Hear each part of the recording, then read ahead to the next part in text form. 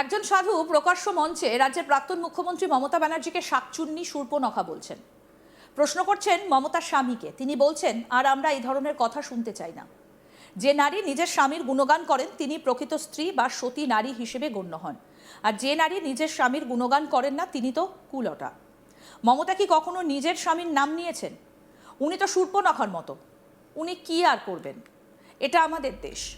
যেভাবে শূর্পনখা লঙ্কাকে বরবাদ করে দিয়েছিলেন এবং বংশের বিনাশ ঘটিয়েছিলেন, ঠিক তেমনি আমাদের মমতাও বাংলা এবং ভারতকে ভাগ করে দেবেন এবং হিন্দুদের মারবেন। সেই কারণে আজকের দিনে আমাদের এই সবের কোনো প্রয়োজন নেই। আমরা একে আর চাই না। ঘটনাস্থল হুগলির তারকেশ্বর। আর যিনি এই মন্তব্য করছেন তিনি কিন্তু সাধারণ সাধু নন, তিনি কৈকালা মঠের মহারাজ প্রজ্ঞান স্বরূপ ব্রহ্মচারী। ঘটনার সূত্রপাত শ্রাবণী মেলার উদ্বোধনী অনুষ্ঠানের আগে আয়োজিত সাধু সন্তদের সম্মেলনে।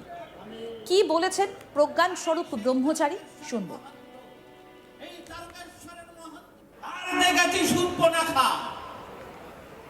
যে নারী স্বামীর মহিমা গায় সেই সাধ্যি হয়, আর যে মহিলা নারীর মহিমা স্বামীর মহিমা গায় না সে শাকচুরি। এই মমতার স্বামীকে একবার কোনদিন স্বামীর নাম করেছেন? এই শাকচুরি শূর্পনখা এ কি করবে জানেন? আমাদের দেশ যেমন শূর্পনখা লঙ্কাকে শেষ করেছিল, এই শূর্পনখা পিতৃকুল ধ্বংস করেছিল। আমাদের মমতা শূর্পনখা আমাদের ভাগ বাংলা, আমাদের ভারতবর্ষ ভাগ করবে, আমাদের হিন্দুদের মারবে এই শূর্পনখা। তাই আজকের দিনেতে আমরা একে আর চাই না, একে আর চাই না। শুধুমাত্র রাজ্যের প্রাক্তন মুখ্যমন্ত্রী একজন মহিলা সম্পর্কে কুরুচিকর ব্যক্তিগত আক্রমণ করে ক্ষান্ত হননি ওই সাধু। গল্পের টুইস্ট তখনও বাকি ছিল। তারকেশ্বরে মহন্ত মহারাজ কোটি কোটি টাকা নিয়েছেন, ভক্তদের জন্য কিন্তু কিছু করা হয়নি বলে অভিযোগ তুলে প্রকাশ্য সভায় বলে ওঠেন কৈকালা মঠের মহারাজ প্রজ্ঞান স্বরূপ ব্রহ্মচারী। বক্তব্যের এক পর্যায়ে তিনি অভিযোগ করেন, তারকেশ্বরের মহন্ত মহারাজ কোটি কোটি টাকা নিয়েছেন কিন্তু ভক্তদের সুবিধের জন্য প্রয়োজনীয় কাজ করা হয়নি। মঞ্চের সামনের সারিতে তখন উপস্থিত ছিলেন মহন্ত মহারাজ নিজে। কি বলেছেন প্রজ্ঞান স্বরূপ আসুন শোনাই। এই তারকেশ্বরে শ্রাবণ মাসের মেলা, আর এই তারকেশ্বর লাখ লাখ শিষ্য ভক্তরা আসে, কাঁধে জল নেই, খালি পায়ে আসে বম বম শব্দ করতে, কিন্তু তারা তারকেশ্বরে একটা মাথা গোজার ঠাঁই পায় না। আপনারা শুনুন, এই সেই তারকেশ্বরের কোটি কোটি টাকা আসছে, ওই রাস্তা দিয়ে আসছে ভক্ত, সে রাস্তায় খরচ করবে, খাবে, বাবার মন্দিরে ছুড়বে, এত টাকা নিয়ে আসে, কিন্তু তাদের প্রতি অবহেলা।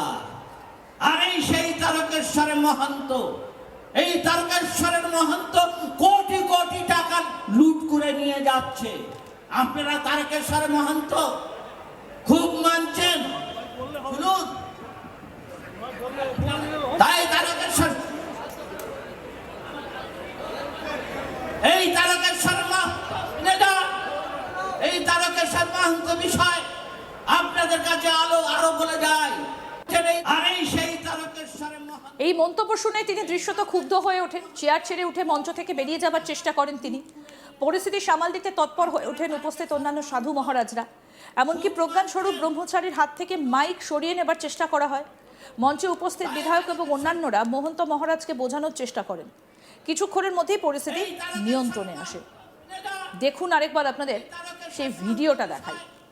আপনাদের কাছে আরো বলে যায়, এই শুভেন্দু মহারাজ যদি আশিস মহারাজ মহারাজ না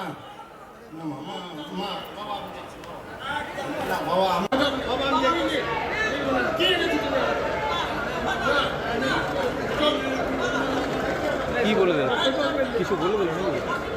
নমস্কার, আমি তারকেশ্বরে। পরে নিজের বক্তব্যে আবেগপ্রবণ হয়ে পড়েন মহন্ত মহারাজ। তিনি বলেন তাকে যে জায়গায় বসানো হয়েছে তিনি সেই সম্মানের যোগ্য নন বলে মনে করছেন। তার বিরুদ্ধে ওঠা অভিযোগে তিনি ব্যথিত, মর্মাহত। তিনি চ্যালেঞ্জের সুরে বলেন, যদি ভারতবর্ষের কোনো একজন মানুষও প্রমাণ করতে পারেন যে তিনি তারকেশ্বরকে লুট করেছেন, তাহলে তিনি ক্ষুদিরামের মতো সেই পথেই হাঁটতে প্রস্তুত। মহন্ত মহারাজ আরও বলেন, তারকেশ্বরের ঐতিহ্য ও সুনাম রক্ষা করা সকলের দায়িত্ব। স্বাধীনতার পর কোনো মুখ্যমন্ত্রী তারকেশ্বরের উন্নয়ন নিয়ে এভাবে ভাবেননি বলেও তিনি মন্তব্য করেন। তার বক্তব্যে আঘাত এবং অভিমানের সুর ছিল স্পষ্ট। কি বলছেন তারকেশ্বরের মহন্ত মহারাজ, শুনব। আমি বাবা তারকনাথের সেবা করতে এসেছি, বাবা তারকনাথকে লুটতে আসেনি। যদি ভারতবর্ষের একটি মানুষও দেখিয়ে দিতে পারে মহন্ত মহারাজ তারকেশ্বরকে লুটে নিয়ে গেছেন, তাহলে ওই ক্ষুদিরাম বসুর মতন আমিও কাছে রাজি আছি। আমি পিছিয়ে যেতে ভয় পাই না। ভীষণভাবে আঘাত লেগেছে। আমি প্রথমেই সন্তুকে বলেছিলাম, সন্তু দেখো যেন সম্মান হানি না হয়। কিন্তু আমি অত্যন্ত দুঃখিত, ব্যথিত, মর্মাহত, ভাষা নেই।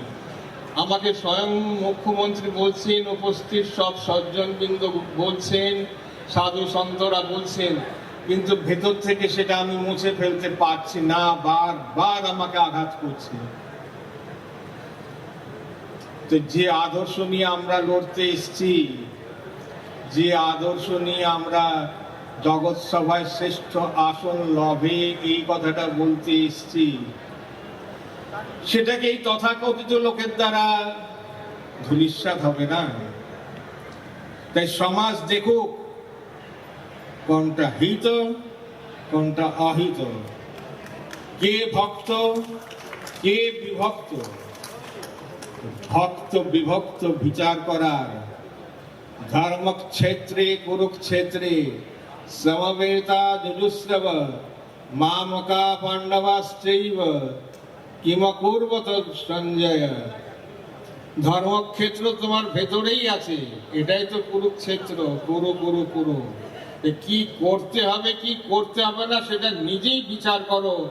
বিচার করে দেখো, কারোর প্রতি অপবাদ দেয়া বা কাউকে অবহেলনা করা বা কে কি করলো না করলো সেই সমালোচনা না করে আমি কি করলাম আত্মসমীক্ষা করো, তাহলেই যথার্থভাবে বুঝতে পারবে আজ আমরা কি করতে চলেছি, কি হবে।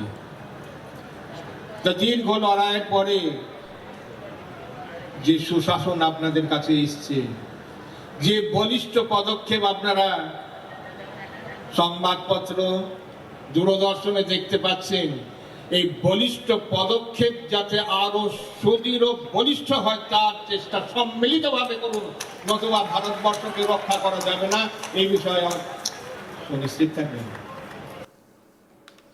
শ্রাবণী মেলা উপলক্ষে সম্প্রতি তারকেশ্বরের জন্য 15 কোটি টাকা বরাদ্দ করা হয়েছে। আর সেই মেলার উদ্বোধন করতে মঙ্গলবার বিকেলে অনুষ্ঠানে উপস্থিত ছিলেন মুখ্যমন্ত্রী শুভেন্দু অধিকারী।